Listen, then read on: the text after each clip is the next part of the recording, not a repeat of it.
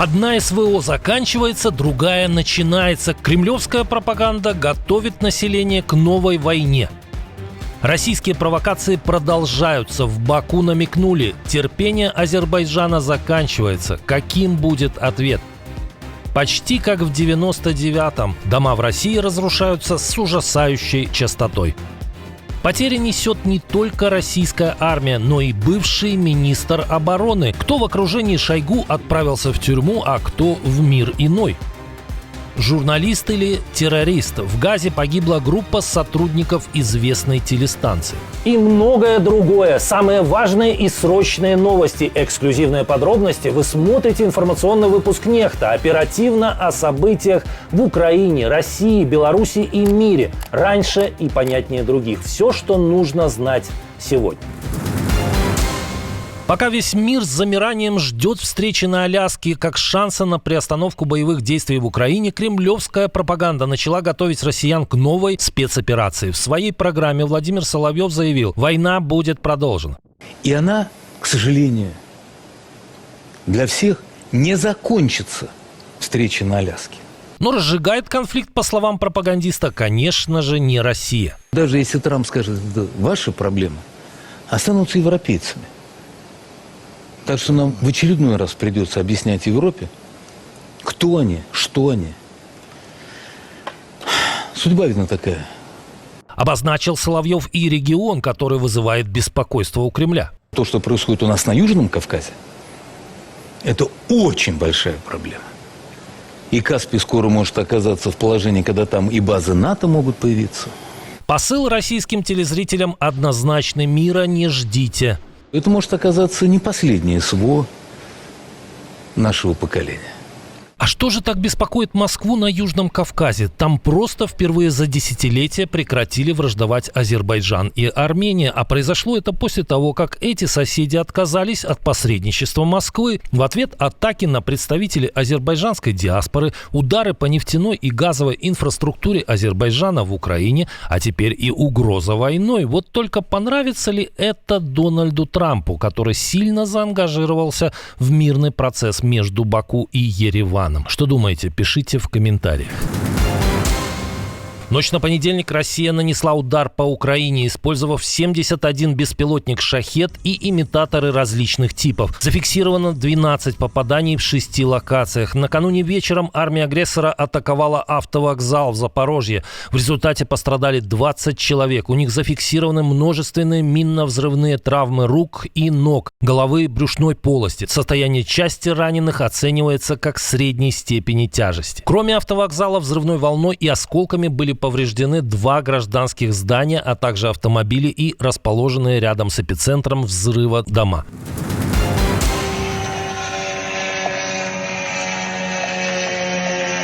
Украинские беспилотники нанесли удар по очередному военному предприятию России. В этот раз дроны прилетели в Арзамас Нижегородской области. В городе слышали серию взрывов. Очевидцы утверждают, что видели по меньшей мере 5 беспилотников, которые летели на низкой высоте. В сети появились видео, на которых, по утверждениям авторов, зафиксирован удар по Арзамасскому приборостроительному заводу.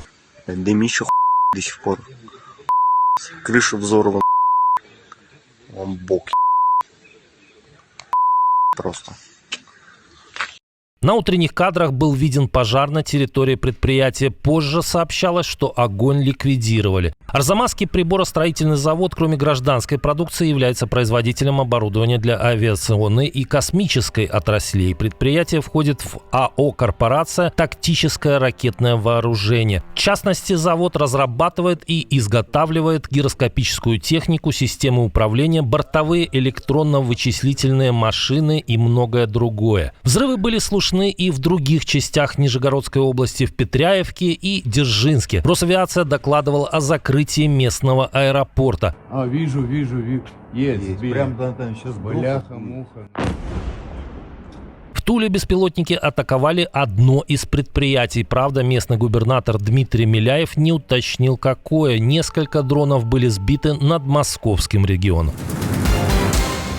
Без участия дронов, без гексогена и даже без газовых хлопков. Дома в России разваливаются сами по себе. В стране произошло уже 5-е обрушение здания за 2 недели. На этот раз в Чите. Тут рухнул подъезд 5-этажного общежития местного техникума 60-х годов постройки. Никто не пострадал, так как в момент происшествия внутри никого не было. Общежитие расселили осенью, но не для того, чтобы снести, а чтобы сделать капитальный ремонт. Стены на 1-м и 2-м этажах отвалились еще в середине июля, а теперь обрушились оставшиеся 3 этажа и крыша. 10 августа в средствах массовой информации опубликованы данные об обрушении здания пустующего общежития Читинского техникума. По данному факту руководитель Следственного управления СК России по Забайкальскому краю Алексей Вольный поручил провести доследственную проверку.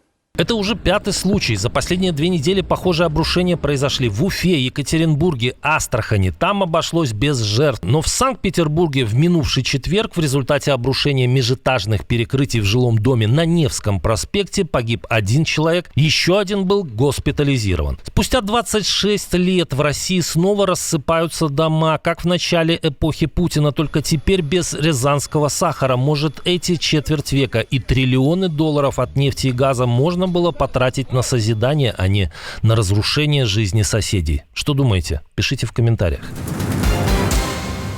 Баку готов рассмотреть вопрос о снятии эмбарго на поставки вооружения Киеву. Об этом пишет Калибр AZ. По данным неназванных, но достоверных источников, это азербайджанское издание утверждает, именно об этом говорили накануне по телефону Ильхам Алиев и Владимир Зеленский. Такое решение руководство Азербайджана может принять в том случае, если Москва продолжит свою агрессивную политику в отношении Баку. Речь шла в частности о российском ударе по газовой инфраструктуре Украины, по которой проходит азербайджанский газ, а также по нефтяной базе Сакар в Одессе. Согласно сообщениям пресс-служб, руководители стран выразили возмущение действиями российских вооруженных сил, но о возможности поставок оружия в официальных отчетах речи не шло. Удары по нефтебазе азербайджанской компании Сакар в Одесской области Украины были нанесены в ночь на 8 августа. 5 дронов «Шахед» вызвали пожар и повредили дизельный трубопровод. 4 сотрудников компании получили тяжелые ранения. Ранее была атакована газораспределительная станция вблизи украинской Орловки, ключевой элемент трансбалканского газопровода, по которому 28 июня в Украину начал поступать азербайджанский газ. Но это, возможно, не все враждебные акции Москвы в отношении энергетических проектов Баку. Румынские власти заподозрили, что Россия могла провести гибридную операцию против поставок азербайджанской нефти в Европу. По данным издания G4 Media, речь идет о намеренном загрязнении сырья хлором, что могло привести к поломкам НПЗ и топливному кризису. Первые сообщения о высоком содержании органического хлорида в нефти, поступающей по трубопроводу Баку-Тбилиси-Джейхан, появились 22 июля. Загрязненное сырье получили компании из Австрии, Италии и Чехии. BTC Pipeline Company, оператор нефтепровода и дочерняя структура British Petroleum, подтвердила факт заражения нескольких резервуаров коррозионным веществом.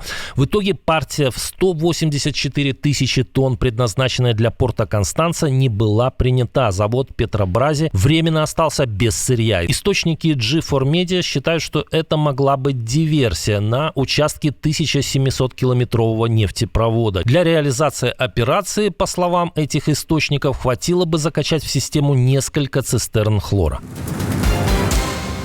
В результате израильского удара в Газе погиб журналист Аль-Джазиры Анас Аш-Шариф и еще 4 сотрудников телеканала. В заявлении Аль-Джазиры произошедшее назвали прицельным убийством и еще одной вопиющей и преднамеренной атакой на свободу прессы. 2 корреспондента и 3 оператора канала находились в палатке для журналистов у главных ворот больницы в городе Газа, когда по ней был нанесен удар. Вскоре после этого в армии обороны Израиля подтвердили, что целью был именно Анас Аш-Шариф. Цахал заявили, что убитый был боевиком 3-го ранга в Хамас и возглавлял ячейку этой террористической группировки в городе Джабалия. Эта группа, по мнению израильских военных, причастна к запускам ракет по Израилю.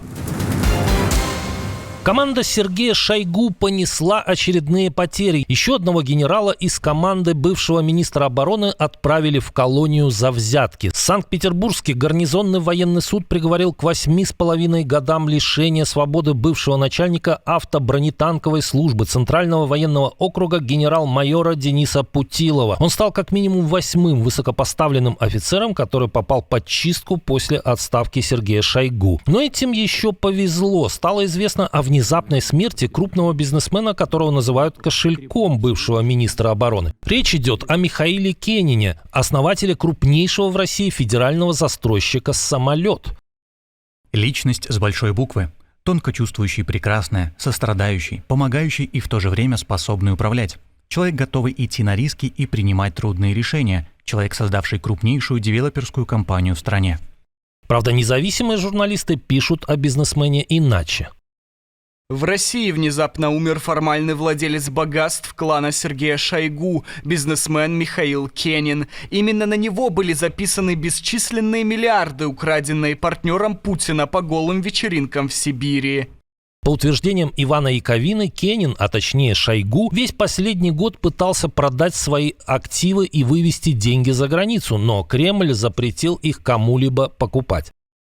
Теперь, видимо, они достанутся новым владельцам бесплатно. В то, что активы получит Шойгу, не верит никто. Кстати, Кенину на момент смерти было всего 57 лет. Причины его смерти не сообщаются. Совпадение? Как думаете? Интересно будет почитать комментарий. Отдельное спасибо, что смотрите, досматриваете до конца, и спасибо за доверие. Жду ваших развернутых комментариев, лайков и репостов. Это важно, чтобы нас становилось больше. Прекрасного вам и продуктивного дня. На этом пока все. До новых встреч и хороших вам новостей.